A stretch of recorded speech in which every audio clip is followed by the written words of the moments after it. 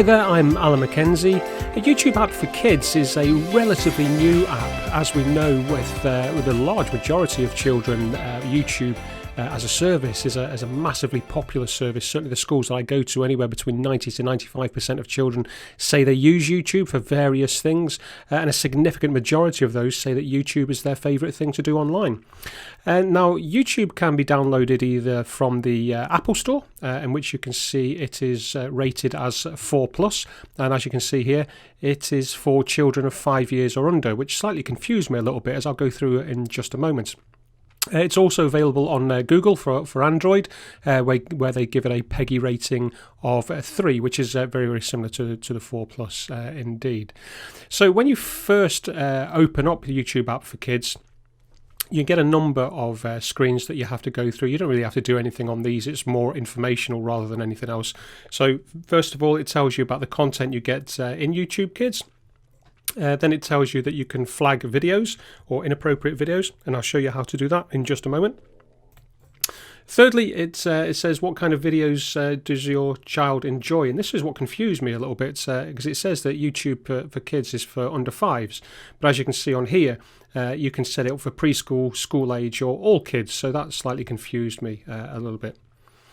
The next screenshot is, do you want to turn search on or off? That's a very useful function, particularly for parents who don't want their children to be searching around on this particular app, and they just want them to watch the pre-curated lists, which I'll show you in just a moment. So very, very useful feature, that one.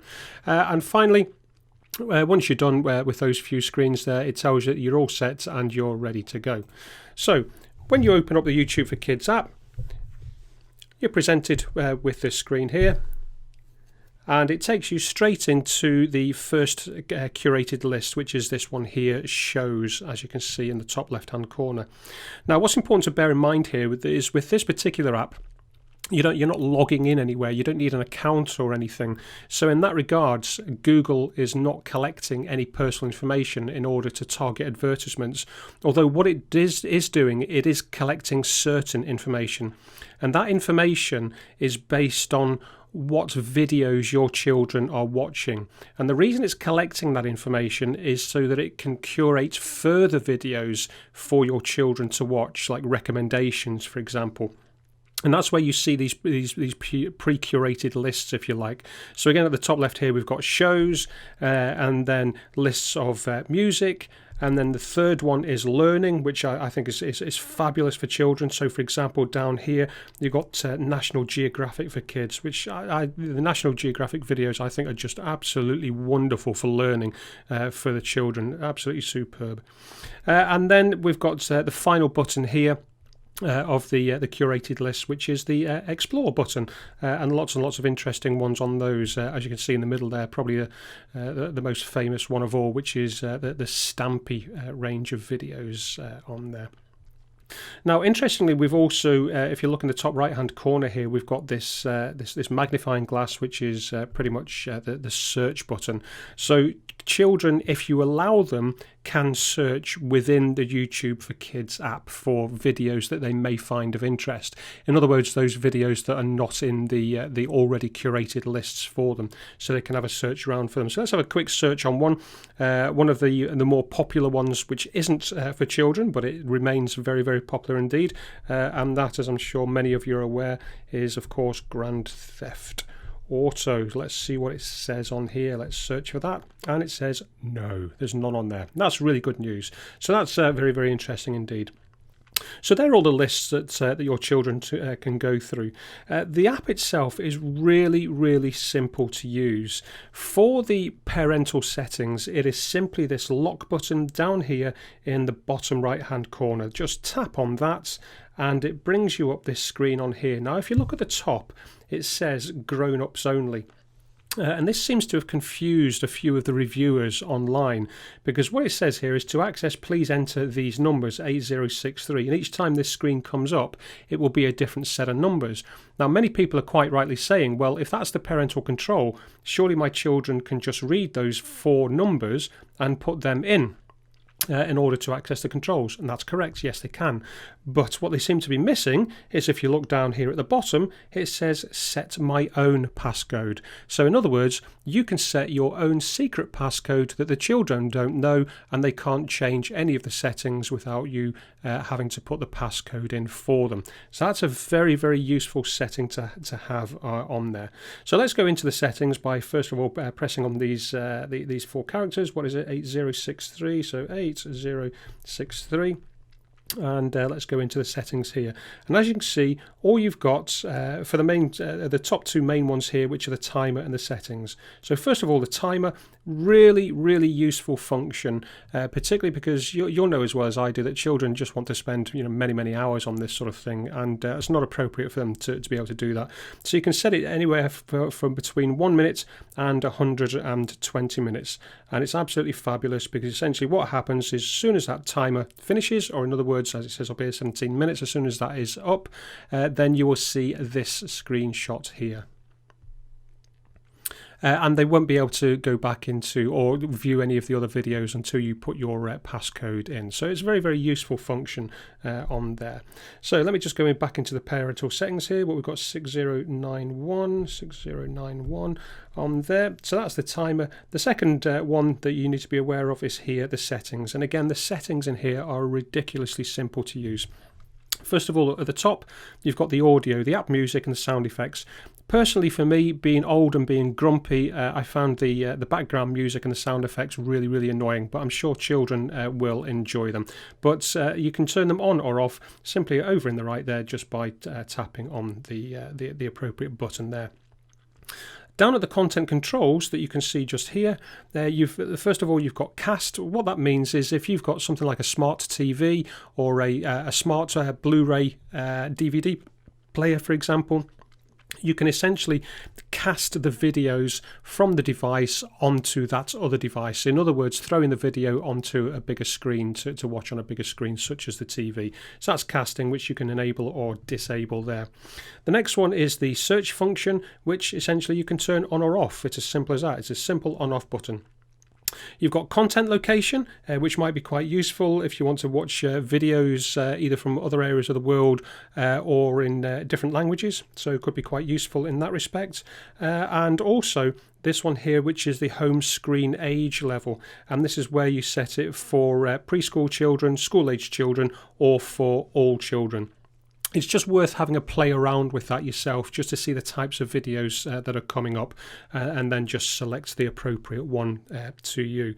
And that's essentially it. There's some very simple controls in there. Again, setting your custom passcode. If you want to, you can set it in here. So as it says there, just enter a 4-digit passcode, and that's your secret code that your children won't know about. And it really is as simple as that. There's not an awful lot else to it. A couple of the negatives on this, and these are not huge things. Again, it's a very subjective area. Some people will not mind these features, as they tend to call them. Some people are up in arms about them. So, for example, Google, as we know, gets most of their revenue from advertisements. And for me, what is disappointing is that Google have made the decision to make this a free app, but to pay for it by showing ads. Now, personally, I'm a very practical person. I know there must be lots and lots of reasons that Google have done this, such as making money. But for me, I tend to think Google makes so much money already. Given that this is for the children, couldn't they have just made it ad-free? Would it really have been difficult to do that? I don't think so. And for me, I find that very disappointing indeed. The second one on this is that there are lots and lots of reports online in regards to certain, or some videos rather, which are showing inappropriate content, such as bad language or questionable type of content. The problem that we've got here is that the vast majority of videos on YouTube Kids are curated by Google's algorithm. In other words, if you don't know what an algorithm is, simply speaking, in this context, it's a piece of code that makes the decision on behalf of a human being whether this is appropriate for the age of this person. And for me, I do not like that at all. computers cannot make a decision as to whether something is appropriate for a child or not, and therefore it stands to reason. It takes a lot of a little bit of common sense to know that there are going to be some videos which may not be appropriate for the age of your child. Now, Google say they get around this by simply, let me just pause that for a second, by simply giving you the option in which you can report an inappropriate video, and that option is these little three dots you see up here in the top right hand corner. So if you just press on that, what comes up is simply a report button there. And you report that video, and that simply goes through to a human being, and they decide whether to leave the video within there or take it off due to inappropriate content. Personally, I don't like that, but that's the way of the world. Unfortunately, there are millions upon millions of videos on YouTube itself, and of course millions upon or within rather the YouTube Kids app as well. There's no way that humans can moderate all of these. It's impractical. So in some ways, it stands to reason that there may well be some inappropriate videos that your children may be able to watch. With that said, it does seem that the report function is working. So, for example, a few of the reviews I read online, which were showing contents as to some videos, rather to some quite inappropriate content, I did a search for them within the app, and they're no longer there. So they have been taken off. So Google are doing their job. But again, it is just something that you need to be aware of.